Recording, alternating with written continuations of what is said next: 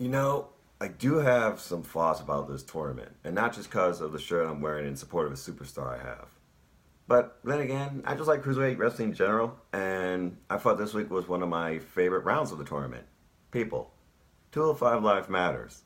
There's great wrestling. Support the brand. Be aware. Join the movement. Come join us and believe that 205 Live does matter. And enjoy this week's review. Thank you.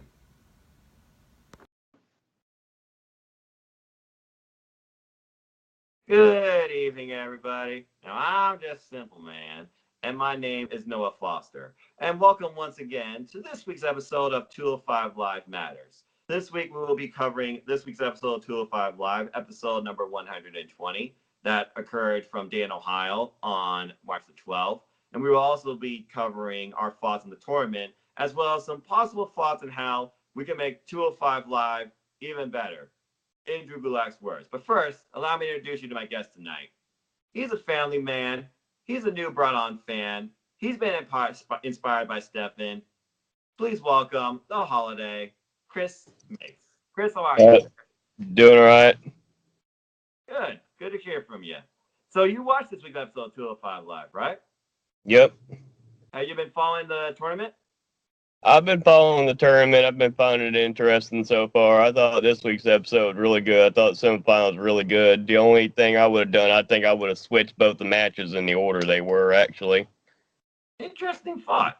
All right, so with that, let's get started right into this show. So usually, folks, this show usually starts off with a recap of previous events as well as the events that happened tonight by the 205 Live general manager, Drake Maverick, the former Rockstar Spud of TNA. Oops, I brought that up. Anyway, this week was actually very different. Instead of getting straight from the words of Drake Maverick, we got promos straight from each competitor involved tonight in the semifinal matches. Drew Gulak, Tony Nese, Oney Lorcan, and Cedric Alexander. Drew Gulak basically introducing us to the brand, 205 Live, basically saying how he is separating men from boys, contenders from pretenders, victims from the victors, and how he will bring up past history from Tony Nese because, again, Tony Nese and Drew Gulak, it occurred from the last tournament last year. And he says that he owns him. Truth be told, he did. He won. And the bottom line is this: when you step to me, you will tap out. Nese then follows up with this saying, it's not going to take speed or strength. Those aren't my greatest assets. And I know who I'm facing.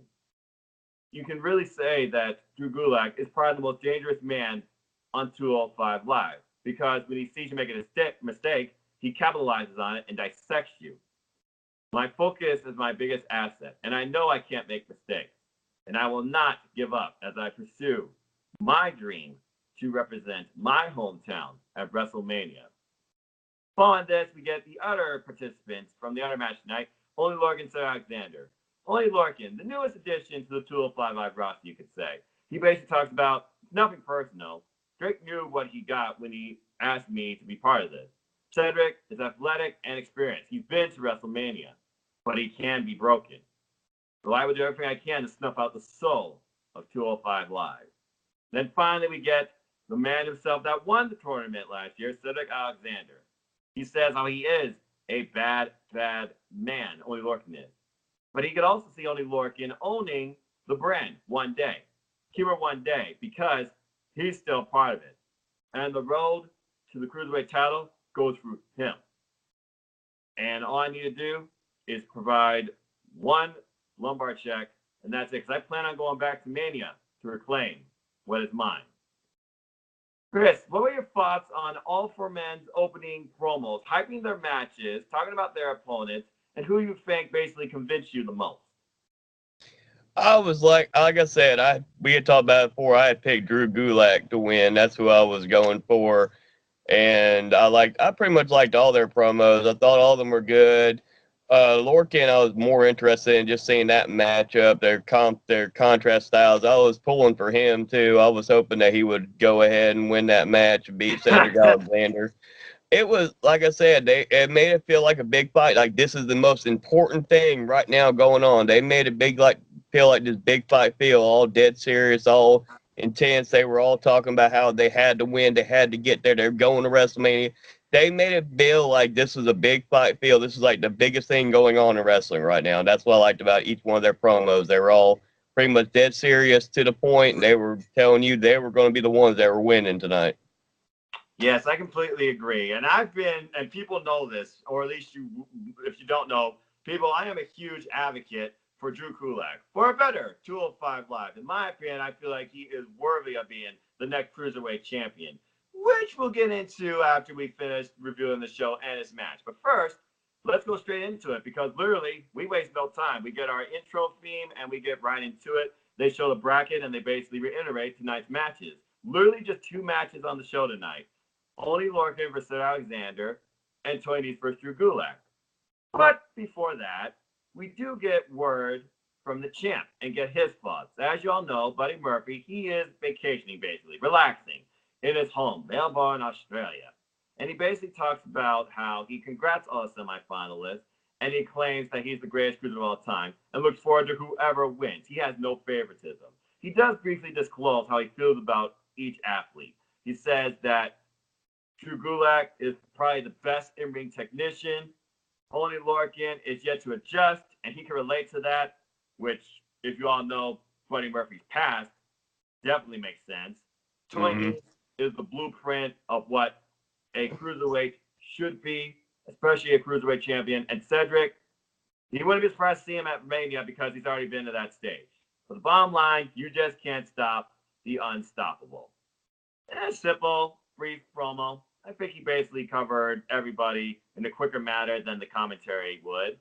And yeah, I feel like he really didn't show any favoritism or any real inkling of, I think this person's weaker than the other. I think I could easily beat this person. Chris, did you interpret anything outside of what we saw from Buddy Murphy in regards to who he might want to face at WrestleMania? He just seems like he doesn't really care who he faces because he already has in his head he's going to beat him and retain that title at WrestleMania regardless. He doesn't seem to care who he faces, honestly. It seems like he pretty much made his points across with all 4 of them, told everybody how he felt about all 4 of them, what he thought was wrong with all 4 of them, and just said he was going to take care of it at WrestleMania. That's what he plans on doing. Yeah, Buddy Murphy has definitely been one of the more credible champions in recent memory. One of the more dominant ones, too. So it'll be truly interesting how they set up the match for WrestleMania after this tournament concludes, because it's going to conclude at least a couple weeks before actual WrestleMania. So you got to imagine both men are going to be filling out processes, promos, hypes, etc. But we'll get to that later. Let's get right into the show. Following that, we get straight into our first match. Only Lorcan versus Alexander. And this match really could have gone either way, in my opinion. You have the seasoned, experienced person that won it all, knows the big stage, knows what it takes to get there, knows what it takes to win. Only Lorcan, though, he's still looking for his moment. He says he can adapt to any style, and he'll do anything he can to win. I thought this was an incredible back-and-forth match. And to Nigel McGuinness's credit, he did say this was going to come down to the way this match was approached by both men, either by striking or by speed. And there was a lot of both in here. There was the filling out process, of course, because neither man knew each other. This is their first one-on-one encounter. But that really picks up with an attempted kick and just the first chop of the match by Only Lorcan that just dropped Cedric Alexander. And it just kept going from there. Only Lorcan providing full-on offense with chops, uppercuts. And then eventually, our first spot from Cedric, he gets back into it with an uppercut and a dropkick combination. Gets a cover. Nothing special, first cover of the match. Both men, neither of them showing weakness, vulnerability. Following that, we get more chops. There's more offense. There's a vicious kick to the back of Only Lorcan's head to another cover. And then our first attempt, very early, I might add, into Cedric's finisher, the lumbar check. Of course, denied. We get clothesline and 2 follow-up cover attempts from that. Then we get a gut wrench, a spinning forearm. We get knees, more chops. And then it slowed down for a moment. To be honest, my breath. We had an abdominal stress, or at least an attempt. It looked like at least 2 or 3 attempts at it. But Cedric, he fights out with strikes, headbutts. It didn't seem like it was fully locked, and he didn't have a proper stance, in my opinion. Get more chops, get a roll through cover, vicious clothesline into a spinning back elbow strike, and then what a Cedric signature is, the neuralizer into a springboard flatliner cover. That was our first real near fall, I like to think. And then yeah, it just kept going from here. We got blockbuster, nice high angle blockbuster into a cover and near fall. And then here's where I really thought Oni had it. He goes for his finisher, the half and half. Hits it. The commentary split it over. He won, he's moving on. No. Kicked out. Now, the fact that this is literally his second match, I believe, on the brand, and his finisher has already been kicked out, I feel like it credits him a little bit. But it got worse from there, in my opinion. Following this, we get standing switch, another attempted lumbar. Nope. Because Cedric is selling the back because only Logan was working on his back and his ribs the whole entire match. Basically, his back gets out, and then he gets another vicious chop that just drops him. But then we get a spinning back kick from Cedric, saves of Tony knees. And then another half and half attempt. Got it, covered, nope. We get some uppercuts, and Oni goes into the apron. It looks like Cedric just drops him. Maybe he went for like a spear here. I'm not even sure what this was. Drops Oni on the apron. Then we get a nice Mizunoku driver. Now, this doesn't surprise me that Oni kicked out of this because Buddy Murphy kicked out of this back at Super Showdown. So I was like, nah, he's not going to win here. They also brought up the point that he really rolled deep into the cover, so deep that basically Oni slipped out. I feel like that was a good call. And then basically Cedric's like, you want this, you want this. Cedric showing true frustration, just eating, giving strikes into Oni Lorcan. And then basically gets caught in an uppercut. And then here's where I thought the match really should have been. Both men on the corner, slow to build, but we get an insane half and half suplex off the top rope. The fact that Cedric Alexander kicked out of this, I really don't know where Oni Lorcan goes from here. I really wonder if this is going to be like a one-off. Now that he's done with the tournament, he's just going to go back to NXT like Roderick Strong did. But then following this, Cedric, he slaps Oni. Then Oni does one of his trademark spots, grips you by the jaw and just vicious open palm strikes with that gritty face. But then he goes for, I think what may have been a clothesline or another blockbuster. Cedric catches him by the tights. Instant lumbar check out of nowhere. Catches him 1, 2, 3. Man, I have mixed feelings about this, but Chris, your overall feelings about this match and any other takeaways from it? Like I said, made you think at any time Lorcan was going to win. The way he was going, like I said, it was two contrasts of different styles, and that's what made this match very interesting and intriguing to me. He had that half and half suplex first time. I was like, okay, he kicked out. But when he got the half suplex again, I thought that match was over. Cedric Alexander is not kicking out of that. And when he did, that was kind of like, oh shit, here we go. Now he's going to end up winning. But just the way he ended up winning was kind of irking me. Like, okay, I know you're desperate, you're losing. He's been working on you the whole match. You're getting dominated for the most part. And then the way you had to win the match by ending up pulling on his tights the last second, hit the lumbar check to get that surprise victory. That was kind of surprising me. I seen Cedric Alexander, how he had to kind of cheat to get that victory and hit that lumbar check the last minute. That was something I was kind of surprised at how they did that ending. Yeah, it just seemed like out of nowhere, all of a sudden, he was just brutally hurt. And I'm like, he just got out of nowhere. It was like, oh, the back gave out. He couldn't do it. And then a second time, he actually gets it. Excruciating and pain, goes for a cover. Maybe that would have made me believe it more, but it just seemed like, okay, so they're going to give this to Cedric from the get-go. Now, the lovely Cindy G, she gave her thoughts on this last week and also gave her thoughts kind of before we started. And yeah, she's not very happy either. She didn't really want, she was rooting for Oni. I think we all wanted Oni to get the moment here. But then again, I look at people's thoughts, reactions on Twitter because, again, everybody, 205 Live matters, and your opinions matter too. Some of them are indifferent. Some of them believe that, oh, this is just building up to the Soul 205 Live once again reclaiming what's his at WrestleMania. Is that going to happen? I don't know. He still technically has one more match to go through. But yeah, as far as the finish of this match, it just seemed really wacky and out of nowhere for me. I feel like they should have sold the back a little more, and it should have at least taken another attempt. Like after that, goes for it, fails, then goes for it again, gets it, crawls in the cover, kind of like what Bobby Roode did with Hideo and Tommy during their NXT Championship match back in NXT. How he sold out his arm was hurting the entire match. Cedric, working your son. That's all I have to say about that. But I enjoyed this match overall too. I mean, even if he had won, I'd been more convinced if he maybe got like a fluke roll up at that point or something along that line. Something where you could tell he was seriously injured. He wasn't even able to hit the lumbar check. He was never able to hit it because he was too injured and had to find a different way to win. With him doing it like that, it kind of came off like, okay, you're supposed to be the crowd favorite, the babyface. You kind of came off as the heel, and Lorcan's got every right to bitch and complain. You pulled his tights to win the match. Yeah, and that's true. He did. He didn't pull the tights to the cover, but he did hold the tights back to literally, like, bungee back him back into a lumbar check. So, yeah. Right. Okay, so following this, we get a recap of an event from last week outside the tournament. And the other overall story going on, 205 Live in general. Mike Kanellis. So we get a recap of Mike's match from last week, if you call it that, where he literally beats the daylight out of Johnny Lyons, and then we basically go straight into the office of Drake Maverick. Mike basically talks about it again. He's been here for 16 years. He's wrestled all over the world. He's paid his dues, and he demands his respect, not his pity. And he deserves better. Drake, of course, being indifferent, he's like, you know what? You're right. So next week, you're going to face one of the top cruiserweights in the world.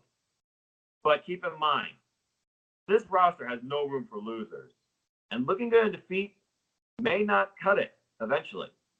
So I suggest you take next week's opportunity very serious, because there may not be another one. Now, this has me intrigued, because I'm just going through the roster. I'm like, he can't be talking about somebody that's already been on the roster. It's got to be somebody like out of nowhere, like one-off appearance. Maybe somebody from NXT UK. One of the top cruiserweights in the world. Maybe it could be a new signing. I really have no idea. Chris, what is your guess as to Mike Kanellis' opponent? That's a good one too. I'm kind of tricky. I couldn't see it be somebody on the roster, but your point too, maybe it could be somebody from NXT UK. Maybe somebody like a Devlin or something that shows up for a one-off and comes in there and just destroys him and everything, and then ends up building that storyline where Drake Maverick finally just eventually gets rid of Mike Kanellis and Maria Kanellis, do something like that. That would be kind of a surprise factor. Nobody would expect that, really. Yeah. It just really baffles me, okay? And I keep going back to what Maria's saying. The match. People will then remember the name Mike Kanellis. Is this the match that we've been waiting to see? Is this the match that Mike Kanellis needs? Or is this the match that is going to be leading to his lead? Because we all know there's been rumors back and forth on whether or not Mike and Maria Kanellis are leaving. Now, I'm not going to say they're going to go to AEW. That would be too much like an obvious choice. But as far as leaving 205 Live or the WWE, there's an entire possibility of that happening, because a lot of talent has that possibility coming up. With contracts expiring and indifferences and disagreements as far as their booking and creative. I mean, look at the Good Brothers. They turned down multi-million-dollar contracts, and they're leaving at the end of their contract in September. So, yeah, if I was to take a guess, yeah, you brought up a good one right there with Jordan Devlin. The whole heel versus heel dynamic, I can definitely see that there. Both men trying to bounce back from losses. But I feel like Jordan Devlin had more momentum in this match and more likely would win. If I was going to pick somebody, for example, from NXT, jeez. I have to say it. I can honestly see, sorry, but I can honestly see it as a one-off, because I know people have mentioned the name. I can honestly see Johnny Gargano. Yeah, I could see that too. Yeah, even as a one-off, though, because, I mean, let's think about it. We've already had, like, Roderick Strong. He had a one-off with Cedric Alexander. Incredible match. Then he had another one-off with Hideo Itami. They have used NXTs for one-offs before. Big names. With Johnny Gargano as a major name, you're trying to put the brand on the map. Why not one of the best faces and best wrestlers you have? So, That's my thoughts on that. So moving on, we get Ariya Davari. Another little tiny promo. He says his biggest asset was being, like, the biggest detriment to putting over other people in the roster. Like, basically being a lapdog. Yeah, it's a good guy. Word too, but I don't even remember what that word was. But basically, he goes along with that whole thing about when the leash comes off, you're going to see what a year of frustration really looks like. So apparently, he's been really venting for the last year. Maybe it's because he's been out there reacting to the injury. Maybe it's because he feels like he's been overlooked. Maybe it's because he feels like he hasn't really gotten his feet solidified in the ground on the roster. It'll be interesting to see how he's put in the 205 Live picture. But if you ask me, this more plays into what I think is going to be the reset of 205 Live after WrestleMania. Because once WrestleMania is over, the entire brand is going to be restructured. Right. So I have to imagine he's going to probably be put into a feud with Simple Face, maybe Akira Tozawa, maybe the Brian Kendrick, maybe someone else new. Hell, maybe even Purple Carrillo. I don't know. But it'll be interesting to see what happens there. What are your thoughts? Just let's see what he does. Exactly, like I said, I haven't really worried about him too much in a while, so we'll see what they end up doing with him and just go from there. Like I said, he's a good wrestler, but it's like they haven't really done too much with him, so let's just see what happens. Yeah, big old afterthought. Sound like the Forgotten Sons. NXT. Yeah. Go support Aftermatch Wrestling folks and watch what NXT and NXT Tea Party. But I digress. Keep on being happening, Jerry. Okay, so following that, we go.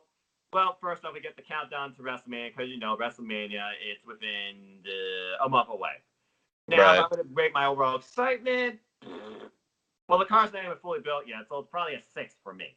But I digress. We'll talk more about that later. And stay tuned, folks, because No DQ, Predictions League, and of course, the No DQ NX team. And I know everybody else for that matter, because it's WrestleMania season. Get your predictions ready because we're going to be in for a long freaking show. But hopefully one hell of a good one. Anyway, so we get into our main event. Tony Nese versus Drew Gulak. Drew Gulak, of course, is all about safe and sound, feet on the ground. And Tony Nese, who's supposed to be the premier athlete, talking about he's a new man, changed ever since he beat Noam Dar in that match I saw live when he drove his knee for Noam Dar through the time Hughes area. Still freaking insane. Can't believe I saw that. So this was definitely a different match, as you said, a very different approach. It was more of a technical versus a brawling standpoint because you have the speed and athleticism of Tony Nese versus the ground-based technical submission game of Drew Gulak.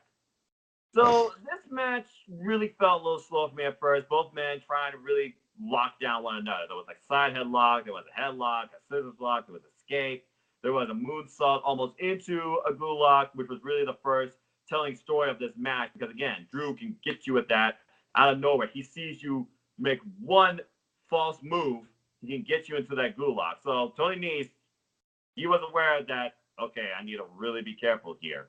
Going back to what he said, he can't make mistakes because Drew can dissect him. Boy, did Drew dissect him in this match, though. Arm lock, headlock, side headlock, cover. Then, eventually, Tony Nese, he gets the advantage after a cartwheel and then a kick. Then there's a suplex to a cover. Chops were exchanged between both men. Tony Nese constantly working on the legs, the arms, pulling back on the hair and the beard. Gulak, he was working on the legs. Eventually, he bashes Tony Nese's knee into the mat, goes for a cover, it doesn't work. We get more headlocks. Drew just constantly showing aggressive and offense here. At one point, Drew says, I own you. Then Nese, he comes back with Irish whip and some strikes. And Drew, again, it was a very back and forth match. At one point, there was "We Want Drew" chant. So you could tell that Drew, he's definitely going over in the roster. He's got to be one of the more over people on the roster, in my opinion. Then following this, we get a really nice spot, a straight jacket submission, they called it, when he had his arms folded up behind his back, pushing the knee into his spine. Eventually, though, Nese gets out of it, gets some more strikes into their cover. Nothing special. Following this, we get a nice Northern-like suplex to a bridge. Once again, Tony Nese showcasing his strength. And then following this, we get a bit of exchange. Nese with a kip up, a kick. He hangs Gulak out to dry. Very nice, innovative move.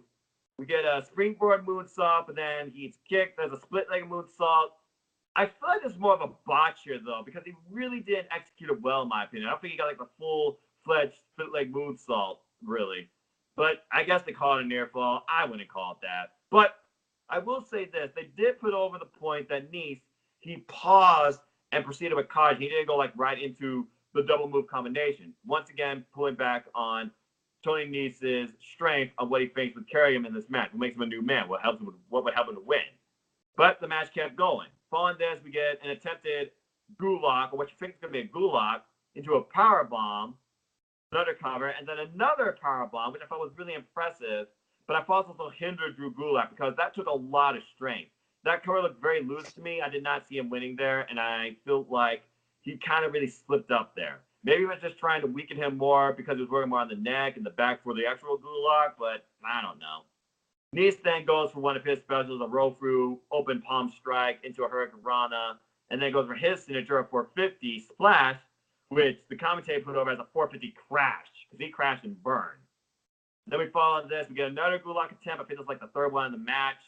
Nope, counter into a pump handle driver. Almost executed, but then Nice, he basically, Gulak escapes it. Then Nice goes for a little bit back and forth. There's a jump, but kudos to how well Gulak knows him. Good back and forth bout. He basically gets him into a roll up and nice near fall. Then we get another Gulak attempt, but to Tony Nice's credit, again playing back to how much they know each other, he rolls on his side, makes it to the ropes.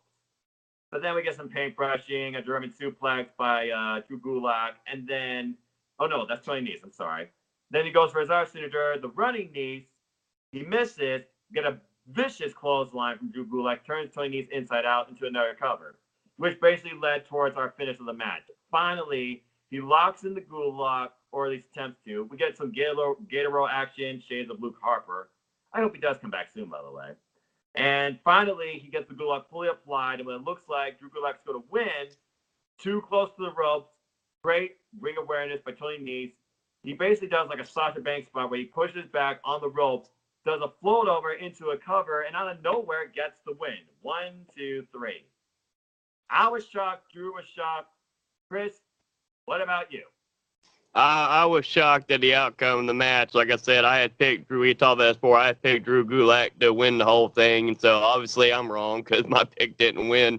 Yeah, got it. But yeah, well, like I said, it was a good back and forth match. And actually, this is one of those times I did like the commentary during the match too, because they were talking about the history between these two. Nisa said he's not the same since Gulak had turned on him, but now he's more focused. I just like, this is the one time I can say the commentary helped the match a little bit too, because of the storytelling they were telling as well, talking about their history between these two men. And like I said, Gulak is just so damn good. Like I said, he is just really damn good. His technical wrestling is really damn good. And so, but that finish though was kind of surprising. Like I said, I'd rather have had Nice have good decisive win against him. I'd rather him hit his finisher and beat him. Instead, they do it where you just pretty much made it look like, okay, you made Gulak. Gulak was the one who made the mistake. You know how they talk about Gulak, make sure if you make a mistake, he's going to beat you. Well, this is the one time Gulak made that mistake, and then it caused him because he was too close to the ropes when he got the Gulak on, and he was able to reverse it just long enough to get that 3 count. Very well put, by the way, because, yeah, that really goes back to, like you said, the very beginning. He had to avoid a mistake. It was Drew that made the mistake, apparently, and Tony Nese capitalized. And, yeah, Aiden English, to his credit, very good color commentator, play-by-play person, telling the stories, telling what both men brings. He really does seem to have great chemistry with Adam McGinnis. And I'll even give Vic Joseph some credit. He hyped up the near spots. He didn't seem to say takedown so much. I feel like this 3-person commentary team is almost up there with the 3 in NXT. Keyword almost, but you're never going to outdo Mauro Ranallo, in my opinion. But yeah, I really enjoyed this match, and I felt like, again, Drew Gulak, he deserves to be the closer to 205 Live because his matches, they always deliver, and his in-ring style and the way he carries himself and the way he just really works with his opponents, it can pretty much work on any brand. Raw, SmackDown Live, NXT, NXT UK, you name it. The Worlds Collide tournament is the perfect demonstration of this. Another incredible showing by him, but I am a little disappointed.